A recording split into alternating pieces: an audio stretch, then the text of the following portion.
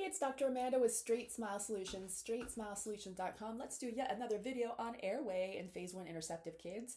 I have so much content out there already, and I feel like I'm constantly repackaging it, but you guys are asking questions and good ones, and I guess I have to keep updating my content. So today I'm going to talk about the Airway Trifecta, like the top 3 things I'd look at, but I'm going to talk about a lot more stuff because I thought about so many more things. And how do you need to know if ENT needs to do surgery first? Again, before you get into this is going to be a little bit more of an advanced video. You really need to listen to all. I'm assuming if you're listening to this, you either taken my Phase 1 Interceptive course or you've listened to pretty much every video in my Phase 1 Interceptive YouTube channel, which is hundreds. So go to Straightsmile Solutions, check it out. You can go to our website. We have a lot of content there, or just go to our YouTube channel. And please, please, please don't listen to this video unless you've done one or the other already. Either taken our course, which is very affordable, straightsmilesolutions.com, or watched every single 500 videos in our YouTube channel, because I'm gonna speed past a lot of basic stuff. Okay, you got subjective and objective ways to screen. Remember, you shouldn't just, there's a few courses that say just go straight into orthodontics. No, no, no, no, no, no.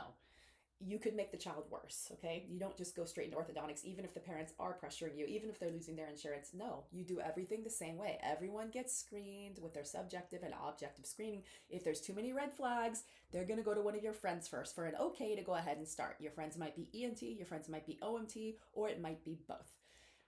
Now, you can do OMT in your office screening, but if you see red flags, they need to go to an OMT unless you guys are offering services. No, you're not. You don't have the capacity to fix habits in your office. It's nice that you think that you do. You don't. It is an extraordinarily time-consuming process. Trust me, I've been through it myself as a patient, and I didn't even think I had an issue. And if you want to see all the content on that, it's in my YouTube channel. I went over it. I did it as a kind of a dare, and I realized I actually had a lot of issues, and I ended up getting the full OMT evaluation plus frenectomy and release and everything. And it actually changed a lot of things in my life for a positive, speech. If you listen to my speech from 5-6 years ago, you're going to hear a difference. And sometimes when I'm tired, I lapse a little bit, but you'll hear speech, and also airway and sleep has all gotten better for me. And matter of fact, even just the jawline looks better. There's a lot of positive things that look better. Okay. Anyways, so subjective versus objective. We're talking about subjective sleep screenings, questionnaires. You should have one. You should be using it. Remember, you can't just give it to the parents in the office. That doesn't work. They have to take it home. The instructions are they take 2-3 full nights to review it, and someone needs to get up at 2 in the morning, 4 in the morning, and actually take shifts to spend a good couple minutes observing the kid. It's not going to happen all night long. You want to catch it. And if you catch it, you want them to video it and bring the video in. Okay. What else? You want to do a myo screening. You should know how to do a myo screening in office. If you don't know how to do it, there's a lot of content that's in my YouTube channel, really easy to do, or connect with a myofunctional therapist to learn. That doesn't mean you are a myofunctional therapist just because you're screening. It just means you're screening. And if you see a bunch of red flags, then maybe you need to refer to one. I have 3 now that I refer to. I just added another one to my YouTube channel and to my referral process. I don't get any kickbacks from this. They just do a good job, including the one that treated me. But there's other ones that I've heard awesome feedback. It's not cheap, I won't lie, but I mean, it's a lot of time for these myofunctional therapists who are all either doctors or hygienists or SLPs. And they deserve they're not getting $20 an hour, so you have to pay for it. So, I mean, personally, if you're going to do a bunch of Phase 1 Interceptive, you might as well learn to do this in your office. Otherwise, you're going to have to refer all these out. And the problem is, a lot of times, they're going to go find another orthodontist who's not going to do things the right way, and they're probably going to have terrible outcomes. What goes around comes around. But, they're probably going to steal your patient because, there's always someone that will do the ortho. Shady people that will do it. And if somebody wants it enough, they can talk their way into it. Okay. So, as well as daytime behavioral signs, this is something in terms of objective that your staff, your front desk can notice. And that's something that we've trained our team to do. If you see mouth breathing across the room, I always talk about, I can see mouth breathing at Disneyland, 30 feet away. You just mouth breathing in line, mouth breathing, mouth breathing, mouth breathing. And I've taught my kids how to do it. I mean, it's really easy to find mouth breathing. People a lot of times are in the chair, then they're being more conscious about their nasal breathing. But when they're out in the waiting room, they're not trying, and they're mouth breathing like crazy. In addition, you've got signs of daytime sleepiness, ADHD. I'm not saying ADHD is caused by this, but there's certainly a correlation. There's more research coming out, nocturnal diuresis, things like that. there is starting to be direct white papers on this, and you can do your own research. You can put this stuff in, Comma Scholar, it's there. They're starting to teach it in a lot more courses. It's about time, because we all knew that this was correlated, all of us who've been doing this enough time, we've figured this out, right? Dark circles on the under the eyes, airway face, looking face. If you don't know what airway face is, take my other courses, check it out. Okay, so that's all stuff that subjective, that either parents or people in the waiting room can tell, front desk, back office, whatever.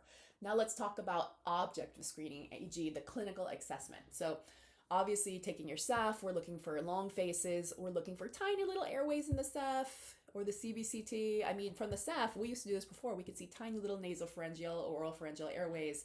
Of course, that doesn't mean anything, because when they sleep, it's going to be a different shape, right? This is 2D from 3D.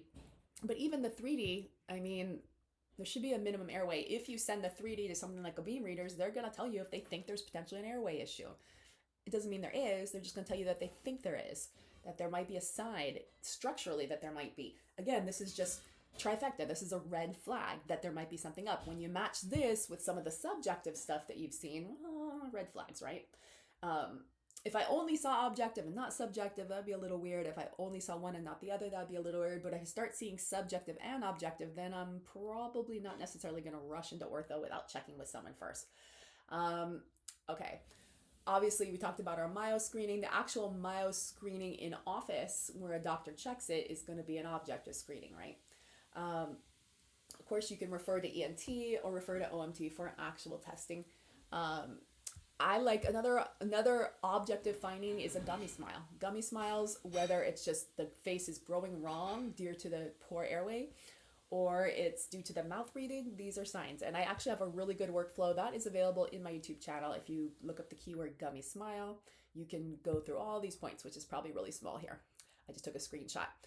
Remember, all this content is from my other videos that I reference. So if you want to read about any of this content, just either take my course or go to my YouTube channel. Keep in mind, the course was made during COVID, so some of the more recent content is not in the course, but it's meant to supplement it.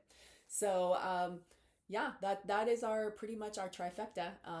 Long faces, airway looking face, dark circles under the eyes, gummy smiles, small airways in the ceph or CBCT. All those things is going to make me go, can I even start expansion? And is this just an expansion issue, or we have an AP or a sagittal issue? Do we have a vertical issue?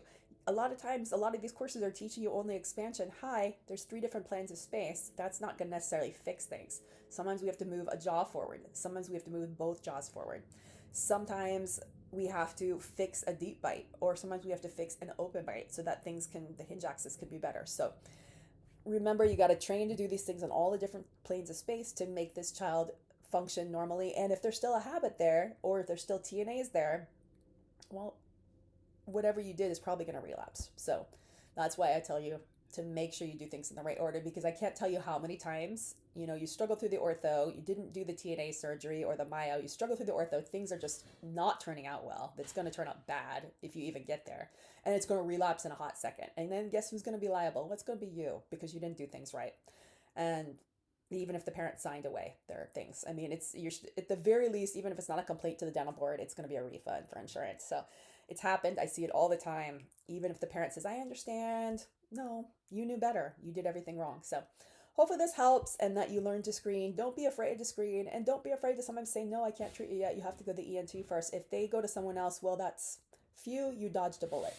And in terms of paying for CBCT reports, well, I mean, maybe you don't want to get that far into it, if they're not committed. If they're not committed to doing things in the right order, then maybe you don't want to pay for a report. Maybe you just do the subjective screening and then refer them out.